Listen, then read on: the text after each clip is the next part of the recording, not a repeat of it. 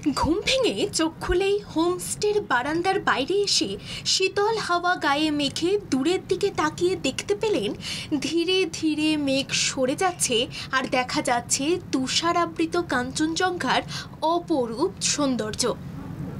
সকালবেলাতেই যদি আপনার চোখের সামনে ভাসে এমন এক দৃশ্য, তাহলে সারা দিনটা আপনার খুব ভালোই যাবে, কি তাই তো? যে হোমস্টের মধ্যে থাকবেন তাও আবার যে সে হোমস্টে না, পুরো বাঁশের তৈরি হোমস্টে। এক কিংবা দুটি নয়, এখানে বেশ কিছু হোমস্টে আছে যা নানা রঙের ফুলের বাগান দিয়ে সাজানো। হোমস্টের বাইরের প্রাকৃতিক দৃশ্য যতটা আকর্ষণীয়, হোমস্টের চত্বরের ভিতরে দৃশ্য তেমন মনোরম। এমন অনেক হোমস্টে পাবেন যেখানে কাঠের তৈরি ছোট্ট ব্রিজ ও তার নিচ দিয়ে কৃত্রিমভাবে তৈরি হওয়া ছোট্ট জলাশয়, যে জলাশয়ে ছোট বড় মাছের খেলা দেখতে দেখতে আপনার অর্ধেক সময় কেটে যাবে। এত কিছু শুনে মনে কৌতূহল জাগছে তো, এই ধরনের হোমস্টেতে থাকার সুযোগ পাবেন কোথায়?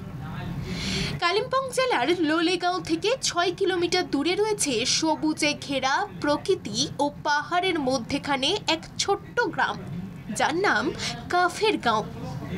কাফের নামটি এসেছে লেপচা ভাষা থেকে। এই গ্রাম সমুদ্রপৃষ্ঠ থেকে 5300 ফুট উঁচুতে অবস্থিত। কাফের ফুলের নাম অনুসারে এই গ্রামের নাম হয়েছে কাফের গাঁও।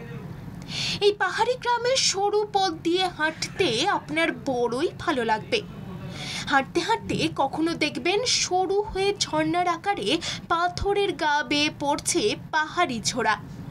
এই জল এতটাই ঠান্ডা যে হাত দিলেই আপনার গায়ে কাঁটা দিয়ে উঠবে।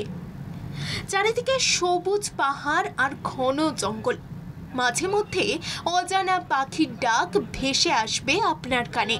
প্রকৃতির এই রূপ যেন ভাষায় প্রকাশ করা কঠিন। আছে একটি বৌদ্ধ মন্দিরও। আপনার চাইতেও বিশাল উঁচু এক বৌদ্ধের দর্শন পাবেন এই কাফের গাঁওয়ে এলে।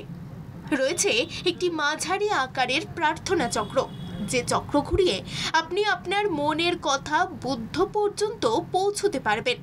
এমন এক শান্ত নিরিবিলি প্রকৃতির মাঝে আসলে আপনার মন চঞ্চল থাকলেও তা ক্রমশ শান্ত হয়ে উঠবে। এখানকার সূর্যোদয় দেখলে আপনার মন প্রাণ একেবারে ভরে উঠবে। প্রকৃতির মাঝে নিজেকে কিছু দিনের জন্য মেলে ধরতে চাইলে আপনাকে ট্রেনে করে পৌঁছে যেতে হবে এনজেপি। সেখান থেকে গাড়ি ভাড়া করে চলে আসতে পারবেন এই পাহাড়ি উপত্যকায়।